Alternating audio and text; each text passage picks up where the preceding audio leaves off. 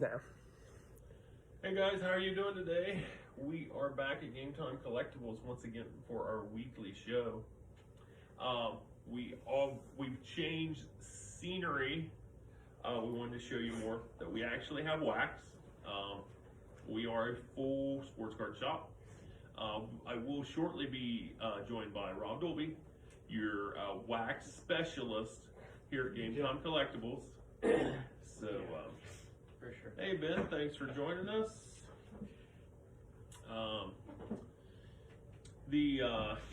Rob had a very successful weekend at the Franklin County show. Well, I mean, it's usually a really good show, so it was a good show. Continuing the show thing, Rob will have a show. When is your next show? This Saturday. This Saturday? Yeah. Well, that's good. At the Southway American Legion. Southway American Legion. Is that South Columbus? It is south side of Columbus, very, very south High Street, just off High Street. There's several auto parts stores right before you get to the drive-in movie theater. Yeah. There is some road construction going on right in there. There has been for a few months, but yeah, it's a good show. Been going for about 7 years. Have several regulars that always do the show, and there are a lot of the guys that do the Columbus Sports Card Show. And you know, there's quality dealers in my opinion. Most of them are, you know. I don't know if they're all quality. I mean, some guys are just. There's some people like Gary that I like. Is that really quality? Gary, yeah, you can say about Gary because he's not going to watch this. He's not going to. He's not going to go on Facebook. I don't even know if he. Gary has usually more quantity than quality. Let's just say that, or at least by the time I get a buy off of him, it's usually more quantity than quality. But it happens anyway. Just something kind of funny. Hey Danny, hey, thanks for joining us. What's going on in the shop? Hey, you know what? I left the shop the other day, and I was going north. I was going to Columbus. And you're not going to believe this. I ran into road construction. Yes. You want to tell people about that by chance? Sure, absolutely. So, if you're coming from the south side of Columbus, Obed, South Bloomfield, Asheville area, and you're wanting to visit the shop, and maybe you're going to watch this and you haven't been in here, we're getting ready to do like a commercial type thing to kind of promote the shop. So if you're in the process of trying to visit the shop for the first time, or you're just not familiar with Circleville, they closed down the main exit you would take when you're coming south on 23 to Circleville. The very first There's exit, a railroad bridge. Yeah, it goes underneath the railroad bridge. Yes, and so it floods on a very regular basis. So I think they have, after 40 years, decided that they're going to fix that. And so in doing so, it does make the straight path to us a little bit more difficult. So just, you know, map quest it. So I did do a map quest today, or yesterday, and it actually showed it on actually Google search. It actually did show the detour that you can take. Yes. But if all else fails, go to the second entrance of Circleville, Main Street exit by Hardee's.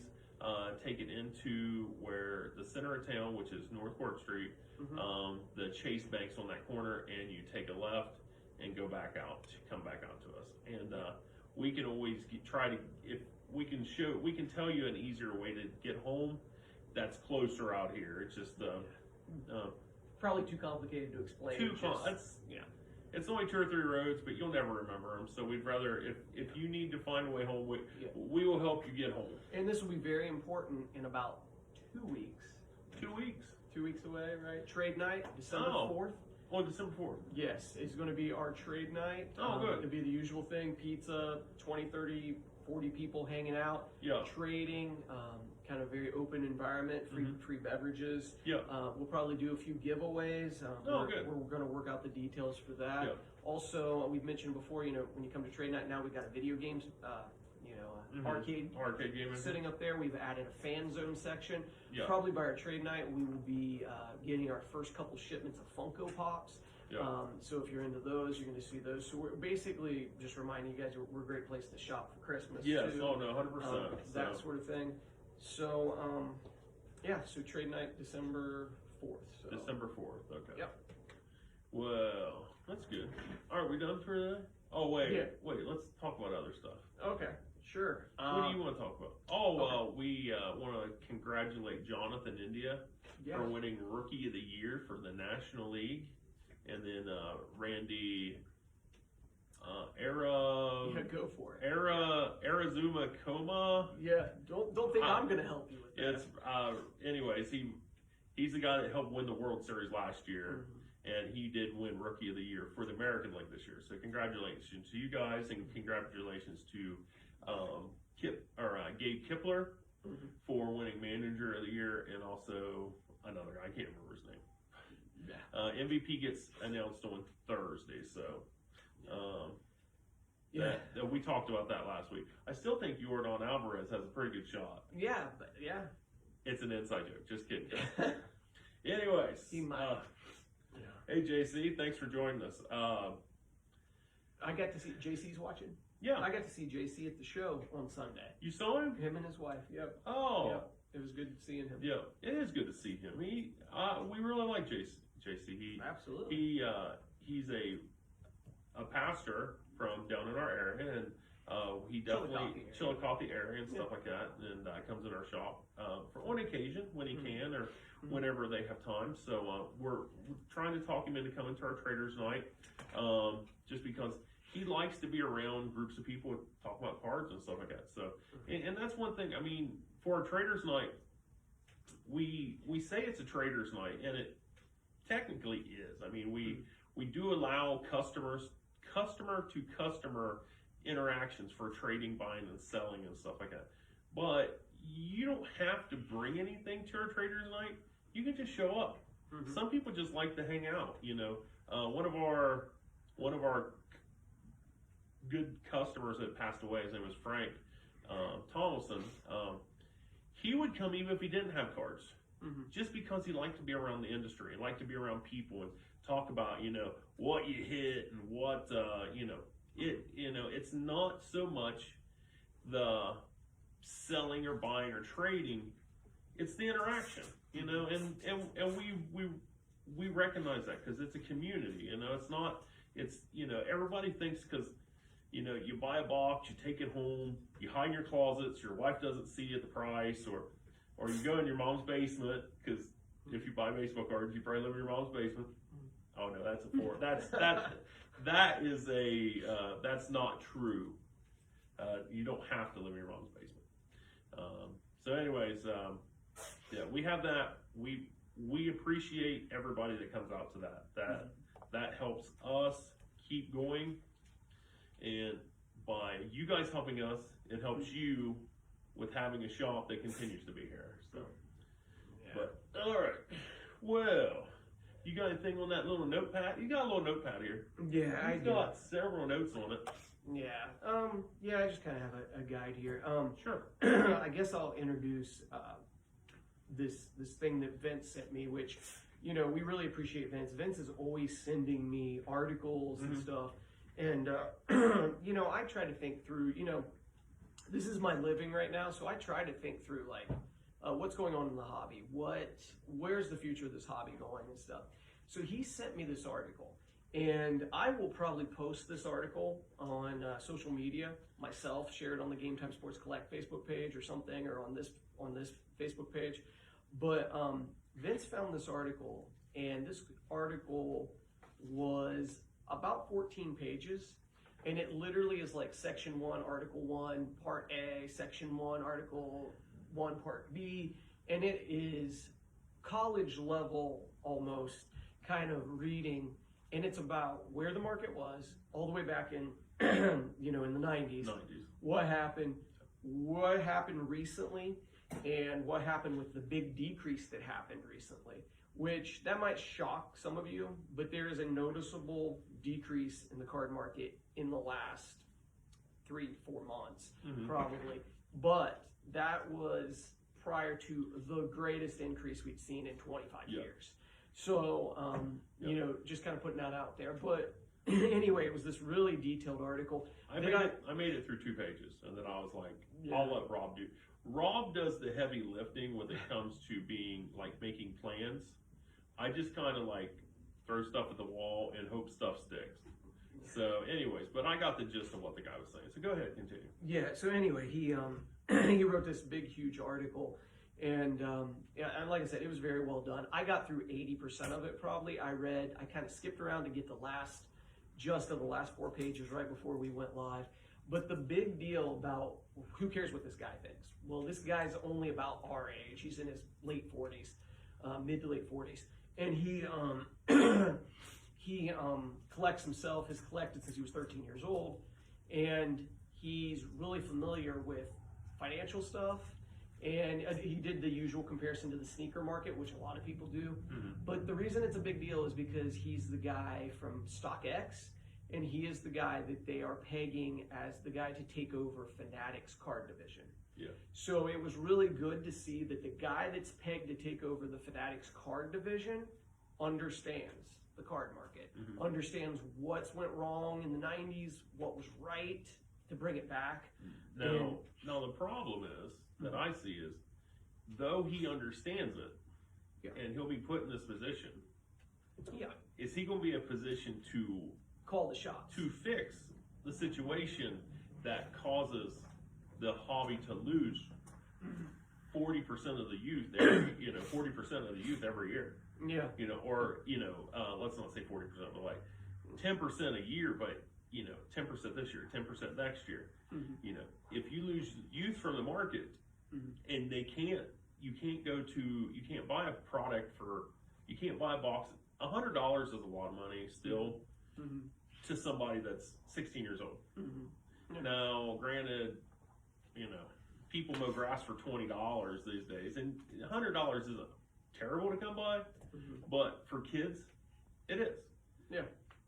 Now, is he going to be able to do anything about that, to help that? Because if there's no kids, there's no future in cards, mm-hmm. to be honest with you, because at some point these cards will become dust.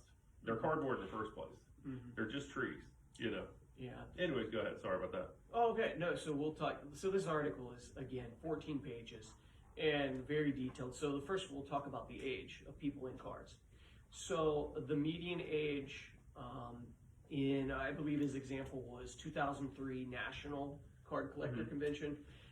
The median age of the people in attendance was in their, I think he actually went later than that. I believe it was 2013. And he said the median age of the people in attendance was like 38 years old, mm-hmm. Or something like that. And this most recent one, the median age was more like 31. So believe it or not, we actually have done a good job of getting kids.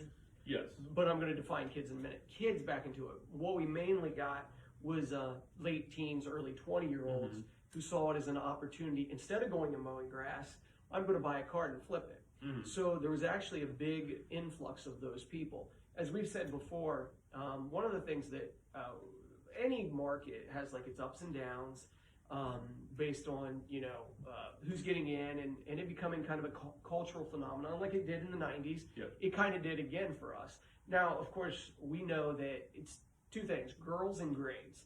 When guys get older and they're trying to get into college or they go off to college, they stop purchasing cards. Mm. They're broke and they stop purchasing cards. When you take an interest in girls, so a little bit younger than that, you stop purchasing cards. And so we're going to see maybe some of that. But the thing is, these guys that are now getting into it in their late teens and early 20s, they've probably made a decision about, they've already are into girls, and they've probably made a decision about where they're going to college, or even if they're going to, because they want to be mini Gary V's.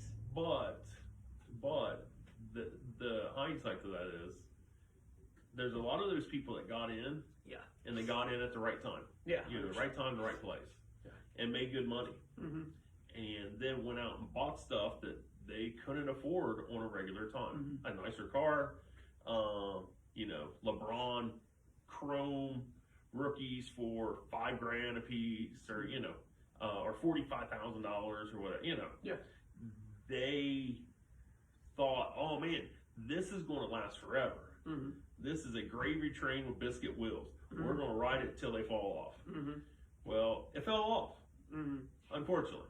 Yes. So your plan to become a millionaire got cut off when you got to $100,000, and you blew the $100,000. So what do? Do you just keep on taking shots at the market, hoping that, man, this is going to turn around, it's going to turn around, it's going to turn around? That's just like me at the casino when I'm down $500. I'm like, man, I need a hit just to keep on going. You know, can it happen? Yes.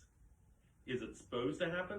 Occasionally, but it's not always going to happen for you. So that's going to cause a lot of those people to jump out of the market. Yeah, and so let's talk about that for a minute. So what you're saying, and I'm referring to this article that I've read. Not that I came up with all this stuff on my own, and like I said, I'll post this article. But let's go with this for a minute. In 2020, let's say April of 2020, in April of 2020 is when the market really began to grow. Now, I'm going to back off of that for just a minute and again say that 4 or 5 years ago, I was on Vince's podcast. I wrote an article that was published in the little online thing here where I was talking about cards taking off. That was long before COVID. So social media began to drive cards again. And it began to become a kind of cultural phenomenon again, actually about 5 years ago, 4 to 5 years ago, it was beginning to increase. But when COVID happened, there was this big, massive uptake. So if you had invested in cards previously to COVID, or right at the beginning of COVID, you are still sitting well above where you were at COVID level. Now, not at the highest level, but well below COVID level. So it makes sense that if in 2020, let's say April of 2020, you picked up 5 LeBron James rookie cards, and you were watching them go up and up and up and up, that you said, okay, I don't know how much longer this can go. As a matter of fact, people like us have been saying and warning, this can't go on forever. So you don't know how far this can go. So then you sell off your cards that you've been holding. So you sell off, and maybe you keep 1, but you sell 4. So there's 4 more, let's say, LeBron James graded 9.5 rookie cards in the market. Supply and demand then meant that there needed to be a price increase because there's going to be more on eBay. So that is kind of what I saw happening. So if you, or what this article saw happening, so if you invested even just 2 years ago, you probably made money. You're still well above, cards are still selling well above where they were 4 years ago. And then with that, there's even, besides that, it got to this height. What made it be the height and what made it come down was probably the national happening and this release of cards into the product. So there, on a chart, there's literally a little bump down when you see the national. But the biggest thing, and we can talk about this in a minute, was PSA shutting down. Oh, no, for sure. That was the biggest thing that made this bump in the market where we saw less money flowing because people no longer thought they could buy a box for $400, hit an $80 card that they could grade and make it a $400 card. Make it $1,000. Make it a $1,000 card. So that's one of the biggest things that hurt the hobby and why we had this sudden downtake. I think it'll continue, and this is the whole thing with the way I worded headed this was titled this, I guess, is from PSA Shutdown, because the PSA Shutdown did cause this negative effect on the card market. But especially after reading this guy, reading his reasoning, looking at him as a financial kind of expert too, and a collector, I have way more confidence in the hobby as a whole as far as its health, just moving forward until Fanatics takes over, and we don't know exactly what that does. No, but again, you are still way ahead. Your cards are still way better than they were 2 years ago. And no matter what. But it depends if you bought it. If you bought it 2 years ago before everything, you're fine. If you bought it in the midst, for example, if you buy something for $500 and it goes up to $2,000, that's great, and it goes back to $1,200. Well, you're still way ahead of the game. But if you caught it on the way up and you paid $1,500 for it because it got up to $2,000, but you didn't dump it because you thought you was planning on selling it for $2,000 and it went down to $1,200, now you're upside down at it. What do? Do you hold on? Can you? I mean, we have an eclectic viewership. We know several people that are in different financial situations. A lot of those people that we know that watch our podcast and friends, and we appreciate you guys watching anyways, set on that card and hope that it goes up, because they have faith that that card's not going to go down any farther than if it came down to $1,200. But there's a certain segment of people out there that are like, I got to pay my rent next month. I need to move this. And that's the reason why you see a lot of these cards fluctuate so much. You know, one person will have on eBay and they're $2,000. I'm not selling it. I won't sell it less than that. You're going to have to come and get it.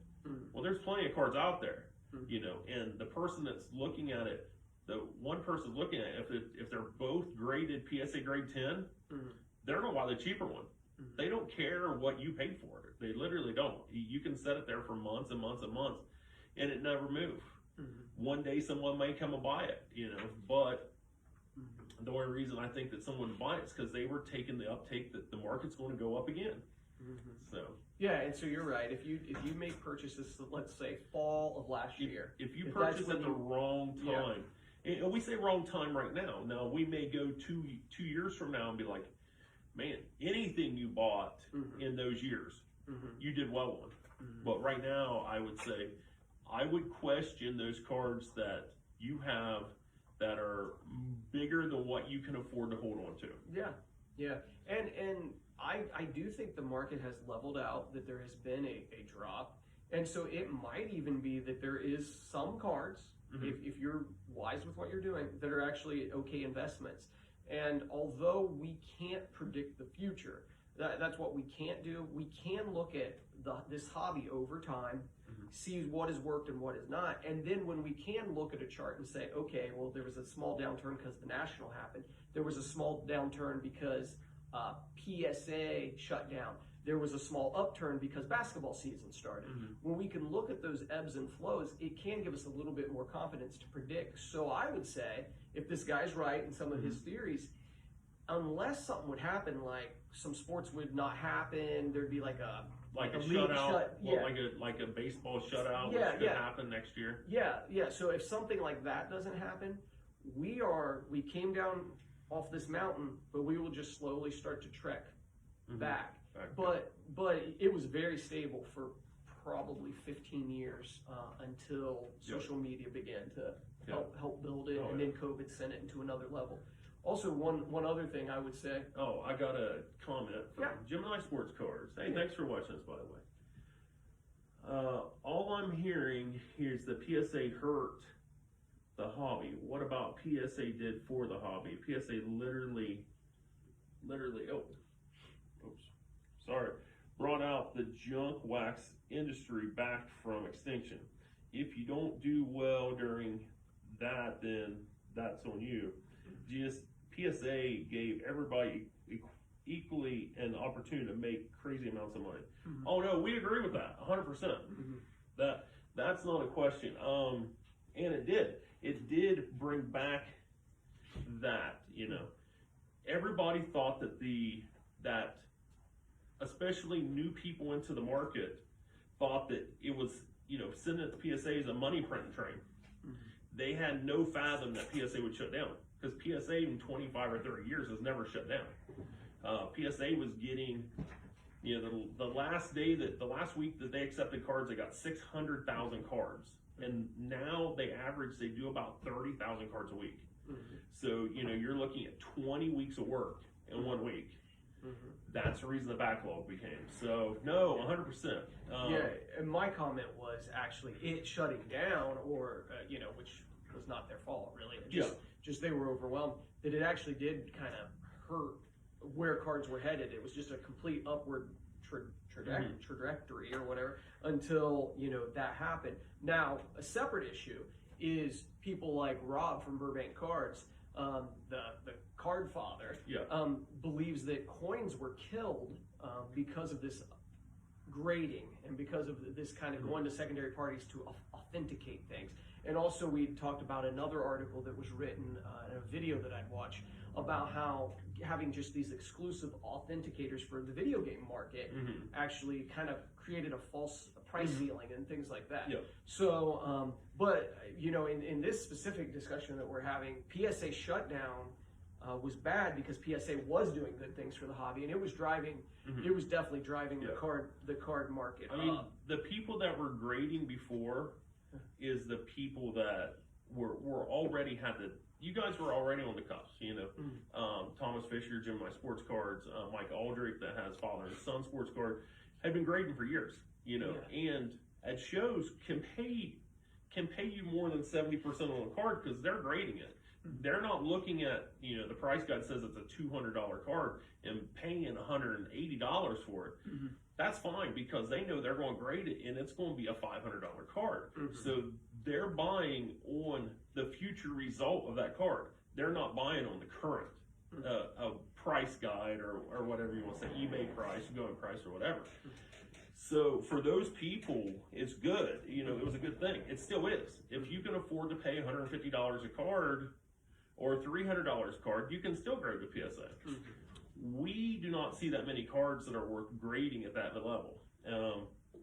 And, you know, it depends. You know, we don't normally deal in that higher end. There are people that do. You know, there's lots of people that deal with the high end. And $300 is just a drop in the bucket to grade. Unfortunately, most of the stuff I deal with is not in that category. So yeah, and the PSA shutting down in some ways, like in this article, I see how it hurt like boxes, moving hobby boxes, and just on a personal note, like I noticed this weekend that, you know, I moved a lot of stuff. I did okay, but what I noticed was people would pick up the $400 box and they're like, oh man, I'd really like to have that. And then they bought the $150 box.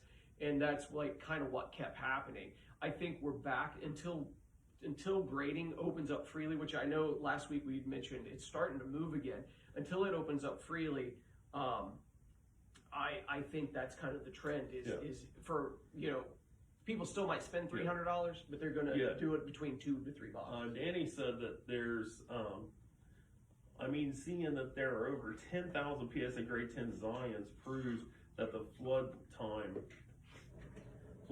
table. Yes, for sure. Oh no, I mean, Luka Prism rookies.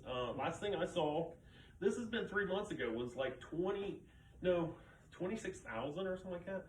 That's not a rare card. You know, when a lot of cards are numbered to, you know, 1 and 5 and 10, and you take that 26,000 of them are gem mint 10s? Wait a second here. How can that card keep the value it is? Yeah, that's here nor there. You know, it's like the more that's out there and the more that PSA gets caught up, the more cards are popping out. Like LeBron's second year cards, I sent a bunch of them out and I got them back in time to sell them, but I didn't sell them because I'm like, those are safe bets. Now the prices came down about half, you know. Am I still way ahead of the game? Oh, 100%. But do I wish I'd moved a lot more? 100%, you know. So it's hit and miss, you know. Just that's just the way the market is. I mean, either, I don't know. I guess mine is I'm afraid to get rid of something because, oh man, maybe later on down the line. But sometimes when the market's good, you got to get out. So yeah, and with the grading, the one last thing I would say, as someone who, and no side, you know, I don't even really have a big personal collection or whatever. I'm not into singles much, but as somebody, just an outside observer, when all of these cards are getting graded, I mean, doesn't it kind of, it's a supply and demand thing. I mean, if every card's graded, then now the raw ones are the more limited ones. You know what I mean? Like, it starts to be like, it's par for the course now. Everybody pays for grading. Every card's graded. It's not that special. I mean, that's what you're going to do. Everybody's going to have a 9.5 whatever. Oh, no, 100%. And so, I mean, just the population counts begin to play into, you know, the effectiveness of grading and what its rate of return is on your investment. It just begins to affect that. I would think. Speaking of VIP or MVP of the week for selling boxes of cards, it goes out to Gemini Sports Cards, Tom Fisher, for selling 3,000 boxes of cards. Yes. So that's just slightly more than what you sold this weekend, right? Yes. Yeah, just slightly. Just slightly. So yeah, so I mean, we might talk more about this article because this article, like I said, was huge. Sure. And it sounds like he's going to be like the guy over the card part of Fanatics. Yeah. So it is nice to have some insights to what he's thinking. But there again, Fanatics is putting out a bunch of money, and they're going to want that money back. Nobody buys something because they want to take a loss. So, and they look at sports cards as a investment to make the money. And if they don't have to do your LCSs who buy from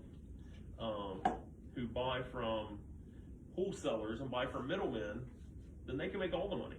So that's a very possible situation that you never know how that's going to happen, what's going to happen in that, you know, and we'll keep you guys updated over the next 3 to 5 years on that's true. So just to sum up the article, although we might get into it again, this is just very brief.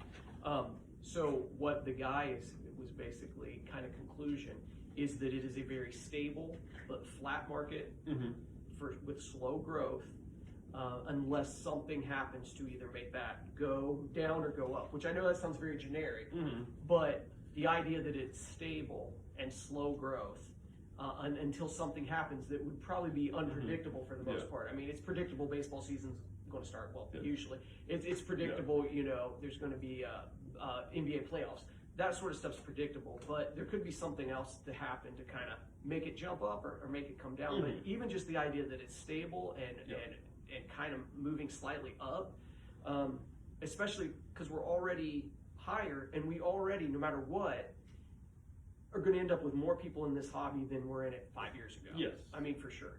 So, I mean, I think it's good. I think it's a good thing. I think it's a good thing, you know, in general. And like I said, my confidence after reading this on the actual state of the hobby is actually better. It's just kind of wait and see with the Fanatics deal. All right, guys. Hey, I think we're going to wrap it up. So, hey, thanks for joining us this week. We do have supplies in stock also currently.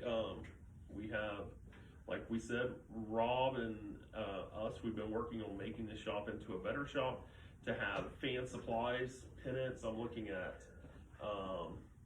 frames. I'm looking at stickers, bumper stickers. We have a little bit of everything. So definitely for your holiday gifts, presents, stuff like that, keep us in mind.